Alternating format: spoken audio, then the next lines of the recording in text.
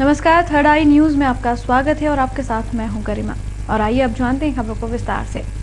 आपकी बसंती आपसे कह रही है कि इस देश को लूटने वाले हर गब्बर को मिटाना होगा। कुछ इन शब्दों के साथ राव की जनता से अभिनेत्री व पूर्व सांसद हेमा मालिनी ने जीतू जराती के लिए वोट मांगे। हालांकि हेमा मालिनी की एक झलक पाने के लिए राव की जनता घंटों इंतजार करती रही। चुनाव के अंतिम दिनों में स्टार प्रचारकों का इंदौर आने का सिलसिला लगातार जारी है और स्टार प्रचारकों को इंदौर लाने में और उनकी आम सभा कराने में भाजपा शुरू से ही कांग्रेस से अव्वल है। गुरुवार को भाजपा की स्टार प्रचारक के रूप में अभिनेत्री और पूर्व सांसद हेमा मालिनी इंदौर पहुंची। हेमा मालिनी ने इंदौर के राव विधानसभा क्षेत्र में पहुंचकर भाजपा प्रत्याशी जीतू जराती के लिए वोट मांगे। लगभग 2 घंटे विलंब से पहुंची हेमा मालिनी का हजारों लोग पलक पावड़े बिछाकर इंतजार कर रहे थे, जिनमें महिलाओं की संख्या ज्यादा थी। हेमा मालिनी ने मंच पर आते ही कहा कि मैं पहले भी मध्य प्रदेश और इंदौर आ चुकी हूं। इंदौर आध्यात्मिक और सांस्कृतिक नगरी है और आपके मुख्यमंत्री शिवराज सिंह ने जो कहा वह कर दिखाया। बल्कि जितने भी प्रदेशों में भाजपा के मुख्यमंत्री हैं, उन्होंने अपने अपने प्रदेशों में जमकर विकास कराया। यहाँ पर काफी कार्यक्रम हो चुका है। मेरा भी ये बहुत ही आध्यात्मिक सांस्कृतिक पावन जगह है। यह शिव जी का मंदिर है उज्जैन नजदीक और बहुत ही कार्यक्रम मैंने यहाँ पे किया है। लेकिन आज मैं एक भारतीय जनता पार्टी का प्रदेश की जो मुख्यमंत्री जी शिवराज सिंह ने बहुत अच्छा काम किया है। जो कहा करके दिखाया, ऐसा बुक भी अभी मैंने देखा। राव की जनता को फिल्मी अंदाज में संबोधित करते हुए हेमा मालिनी ने कहा कि आपकी बसंती आपसे कह रही है कि इस देश को लूटने वाले हर गब्बर को हमें मिटाना है। और से सुनो जो बसंती कह रही है, इस देश को लूटने वाले हर गब्बर को अब सबक सिखाना होगा। आप कैसे सिखाएंगे सबक? आपको सही पार्टी को चुनकर आपको वापस। हेमा मालिनी की सभा को लेकर राव की जनता में इतना उत्साह था कि वे घंटों तक हेमा मालिनी के इंतजार में धूप में बैठे रहे। 48 घंटों के बाद चुनाव प्रचार थम जाएगा। मतदान से पहले प्रचार के इन आखिरी घंटों में प्रत्याशियों ने अब अपनी पूरी ताकत झोंक दी है। प्रत्याशी मजबूत क्षेत्रों के साथ ही उन क्षेत्रों में भी जनसंपर्क कर रहे हैं जहां वोट मिलने की गुंजाइश बेहद कम है। चुनावी समर के आखिरी दिन अब चल रहे हैं। 23 नवंबर की शाम चुनाव प्रचार बंद हो जाएगा और प्रत्याशियों की मेहनत का नतीजा वोट के रूप में 25 तारीख को ईवीएम मशीन में बंद हो जाएगा। चुनाव प्रचार के आखिरी पल प्रत्याशियों के लिए बेहद मायने रख रहे हैं। इस समय उनका ध्यान सबसे मजबूत और सबसे कमजोर वोटिंग क्षेत्र की ओर है। 4 नंबर विधानसभा के दोनों प्रत्याशियों ने गुरुवार को उन क्षेत्रों में जमकर जनसंपर्क किया जहां कांग्रेस और भाजपा के गढ़ हैं। कांग्रेस प्रत्याशी सुरेश मिंडा ने जहां समाजवाद इंदिरा नगर और भक्त प्रहलाद नगर में जनसंपर्क किया, वहीं भाजपा प्रत्याशी मालिनी गौड़ ने प्रजापति नगर और द्वारकापुरी में मतदाताओं से आशीर्वाद मांगा। दोनों प्रत्याशी इस दौरान अपनी जीत के प्रति आश्वस्त नजर आए। भारतीय जनता पार्टी में लखन दादा के जाने के बाद मुझे जो दायित्व दिया था, मैंने पूरी जिम्मेदारी से निभाया और 5 वर्ष पुनः मुझे ये दायित्व दिया है विश्वास जताकर। और पूर्व में 28,000 से हम जीते हैं और इससे अधिक मतों से जीते। क्या लगता है आपको? मेरे को लगता है मैं संतुष्ट हूँ। इसलिए संतुष्ट हूँ कि 3-4 रोज पहले छोटे यादव जी जो वार्ड में गए थे, एक मतदाता ने ये नहीं कहा कि 5 साल नहीं और काम नहीं हुआ, वो नहीं हुआ। फिर प्रीतम माटा के वार्ड में गया, कल प्रीतम माटा के वार्ड में थे, प्रीतम माटा के वार्ड में भी एक मतदाता ने ये नहीं कहा कि ये काम हुआ या नहीं हुआ। आज मैं सुरजीत सिंह जी चड्डा के वार्ड में घूम रहा हूँ। मैं आप भले पूछ सकते हैं किसी भी रहवासी से, सब ने इनके कार्यों को सराहा। यही तो मेरी विजय है, क्योंकि हमारे कांग्रेस का जो वादा है, हम मतदाताओं से वादा करते हैं, उनकी कसौटी में खरे उतरे। हालांकि इस दौरान दोनों ही अपने प्रतिद्वंदियों की कमजोरी बताने से नहीं चूके। बहरहाल अब देखना यह है कि इस मेहनत का फल किसके पाले में ज्यादा जाता है। चुनाव आयोग के निर्देशों के बावजूद चुनाव लड़ रहे प्रत्याशी आपराधिक प्रवृत्ति के लोगों के साथ वोट की गुहार लगा रहे हैं। फिलहाल 1 नंबर विधानसभा में ये नजारा आम हो चला है। यहाँ भाजपा ने सुदर्शन गुप्ता को अपना उम्मीदवार बनाया है। गुप्ता ने आज सुबह चौथी पलटन पुलिस लाइन क्षेत्र में जनसंपर्क किया। गुप्ता के साथ इस दौरान प्रिंसिपल टोंगिया और जयदीप जैन साथ थे।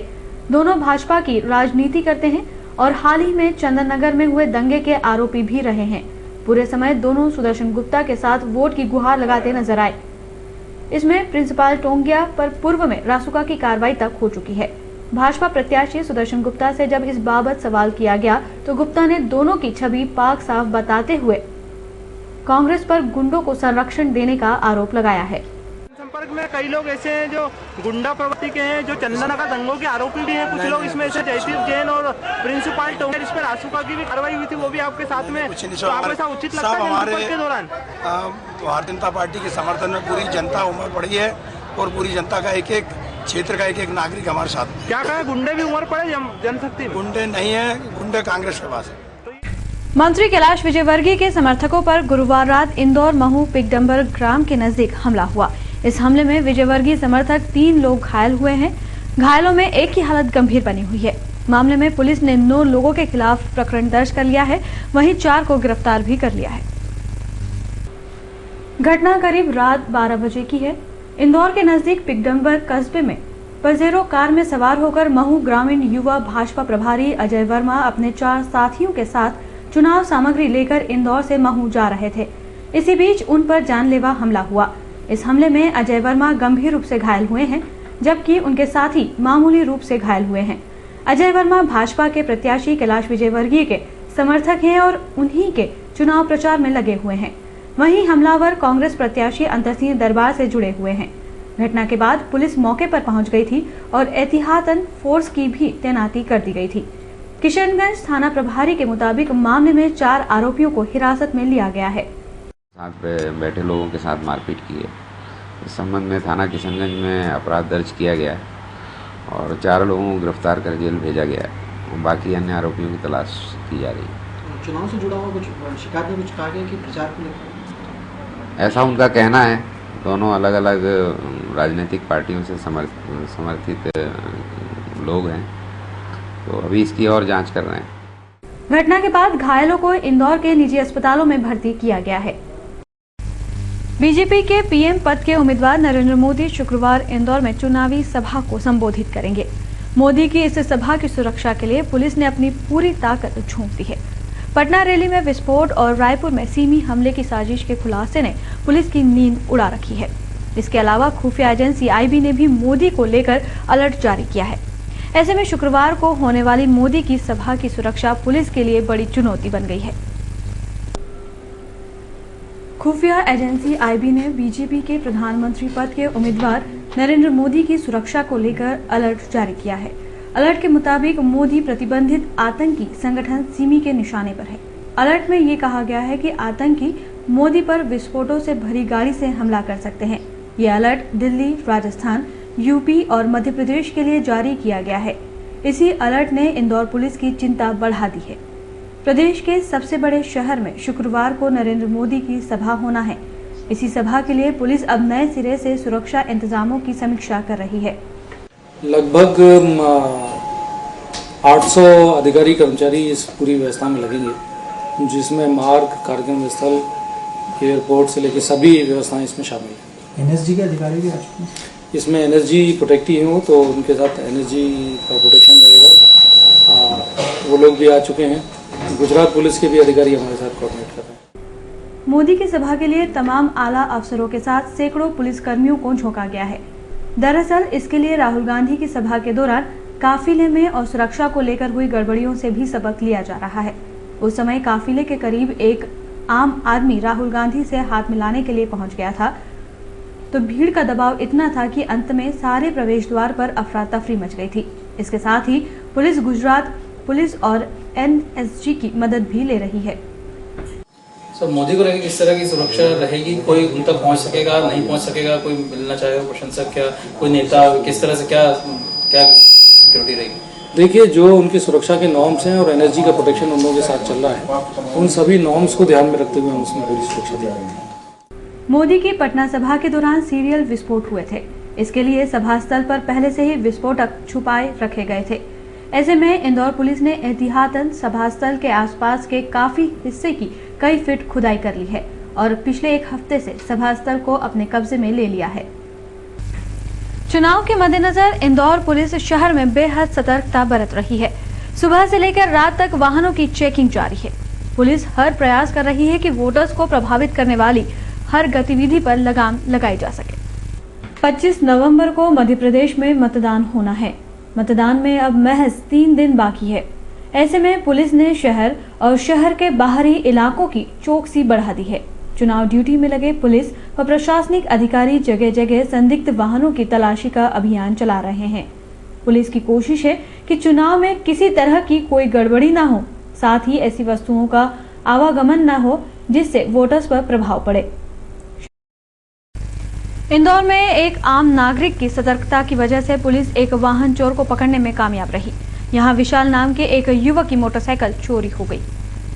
विशाल ने गुरुवार सुबह अपनी मोटरसाइकिल को तुकोगंज इलाके में देखा जिसे कोई और चला रहा था। विशाल ने तुरंत पुलिस को सूचना दी। पुलिस ने घेराबंदी कर उसे पकड़ा तो वह गाड़ी के कागजात नहीं दिखा पाया और जब उससे सख्ती से पूछताछ की गई तो उसने मोटरसाइकिल चुराना कबूल कर लिया। अब तक की पूछताछ में उसके पास से पुलिस ने चोरी की 5 मोटरसाइकिल बरामद की है, जिसे उसने पलासिया और तुकोगंज थाना क्षेत्र से चोरी करना कबूला है। से उसको पीछा करा तो पुलिस को देख के भागा, आगे जाके उसको पकड़ा और गाड़ी कागजात वगैरह मांगे तो उसके द्वारा गाड़ी के कोई कागजात नहीं दिए गए। फिर उसके बाद में मिलान किया गया तो ये हमारे ही थाने की जो 19 तारीख को चोरी गई थी रिपोर्ट। बुधवार रात मोटरसाइकिल सवार 2 युवक सड़क हादसे का शिकार हो गए। दोनों को उपचार के लिए एमवाय अस्पताल में भर्ती किया गया है। घटना बिचौली की है। यहां देर रात एक शादी समारोह से बैंड बजाकर अजय और दीपक अपने घर शिवाजी नगर जा रहे थे। तभी इनकी मोटरसाइकिल असंतुलित होकर डिवाइडर से टकरा गई। हादसे में दोनों घायल हो गए, जिन्हें 108 एम्बुलेंस की मदद से उपचार के लिए एमवाय अस्पताल लाया गया। फिलहाल दोनों की ही हालत खतरे से बाहर बताई जा रही है। शराब के लिए पैसे नहीं देने पर बदमाशों ने एक भंगार व्यापारी को चाकू मारकर घायल कर दिया है। व्यापारी को गंभीर हालत में उपचार के लिए एमवाय अस्पताल में भर्ती किया गया। घटना सेंटर कोतवाली थाना क्षेत्र के चंपा बाग की है। यहां रहने वाले भंगार व्यापारी मोहम्मद इमरान से बदमाश सलमान और शेनू ने शराब के लिए पैसे मांगे, लेकिन जब इमरान ने पैसे देने से इनकार किया तो बदमाश सलमान ने चाकू मारकर इमरान को घायल कर दिया। नाइट्रा खा के हर किसी में चाकू बसाना ये काम तो आए दिन मतलब सबको परेशान, आए दिन सबको किसी को भी हर किसी पर सामान खोल देना, फंसा देना। चाकू लगे जब घटना हुई है तब कौन, ये तो बाहर ही खड़ा होता ना, और हम ऊपर थे, घर के ऊपर कमरे में थे। भैया का पूरा नाम क्या जो घायल है? मोहम्मद इमरान। क्या करते हैं? घायल इमरान को उपचार के लिए एमवाय अस्पताल में भर्ती किया गया है। मामले में सेंट्रल कोतवाली पुलिस ने बदमाशों के खिलाफ प्रकरण दर्ज कर उनकी तलाश शुरू कर दी है। हीरानगर थाना क्षेत्र में एक युवती के साथ दुष्कर्म का मामला सामने आया है। पुलिस ने प्रकरण दर्ज कर पीड़िता को मेडिकल के लिए एमवाय अस्पताल भेज दिया है। फिलहाल आरोपी पुलिस की गिरफ्त से बाहर है। मामला हीरानगर थाना क्षेत्र का है। यहां रहने वाली एक युवती ने परिजनों के साथ थाने पहुंचकर बताया कि पड़ोस में रहने वाला लड़का उसे बहला फुसलाकर अपने साथ ले गया और दुष्कर्म किया। मामले में पुलिस ने पीड़िता की रिपोर्ट पर प्रकरण दर्ज कर उसे मेडिकल के लिए एमवाय अस्पताल भिजवा दिया है। वहीं पुलिस ने आरोपी की तलाश भी शुरू कर दी है।